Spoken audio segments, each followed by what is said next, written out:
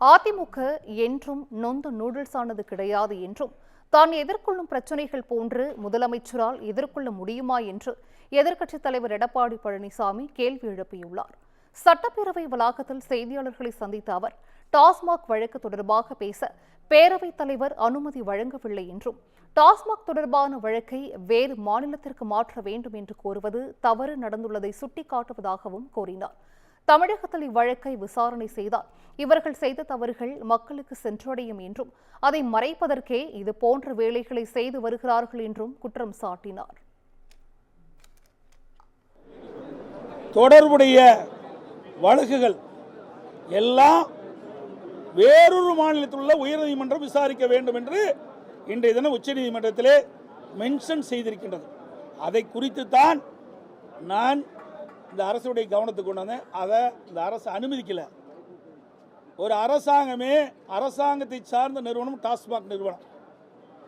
ஏன் தமிழ்நாட்டில் இருக்கின்ற உயர்நீதிமன்றம் அந்த வழக்கு விசாரணையை எடுத்துக்கொள்ளக்கூடாது, வேறொரு மாநிலத்துக்கு ஏன் மாற்ற வேண்டும் என்றுதான் நாங்கள் கேள்வி எழுப்பினோம். இந்த மக்களுடைய கேள்வியும் இதை பேசுவதற்கு அனுமதி கொடுக்கவில்லை. தொடர்ந்து பேசிய அவர் சட்டப்பேரவையில் முதலமைச்சர் மு.க.ஸ்டாலின் அதிமுகவினரை நொந்து நூடுல்ஸ் ஆனவர்கள் என்று கூறியதாகவும் அதிமுகவினர் என்றும் நொந்து நூடுல்ஸ் ஆனது கிடையாது, தான் எதிர்கொள்ளும் பிரச்சினைகள் போன்று முதலமைச்சரால் எதிர்கொள்ள முடியுமா என்று கேள்வி எழுப்பினார். நாங்கள் வெளிநடப்பு செய்யும் போது திரு ஸ்டாலின் பேசுகிறார், நொந்து நூலாளி போன அதிமுக தொண்டர்கள் அந்த தியாகில் என்று சொல்லுறார். அதிமுக எப்பவுமே நொந்து நூலானது கிடையாது.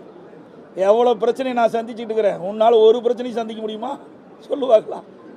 நான் எப்பொழுது முதலமைச்சராக தேர்ந்தெடுக்கப்பட்டனோ அன்றிலிருந்து இன்று வரை ஆளுங்கட்சியாக இருக்கும் சரி, எதிர்கட்சியாக இருக்கின்ற சரி, ஊடக நண்பர்கள் என்னை விட்டு வைத்ததே கிடையாது, பத்திரிகை நண்பர்கள் என்னை விட்டு வைத்ததே கிடையாது. அது வார பத்திரிகை இருக்குது பாருங்க, அழகாக அப்பப்போ டைட்டில் போடுவாங்க. அதையெல்லாம் எதிர்கொண்டவன், எதற்கும் அஞ்சியது கிடையாது. நான் மட்டுமல்ல, அனைத்து இந்திய அண்ணா திராவிட முன்னேற்ற கழக அத்தனை தொண்டனும் எதற்கும் அஞ்சியது கிடையாது, நிர்வாகிகளும் அஞ்சியது கிடையாது.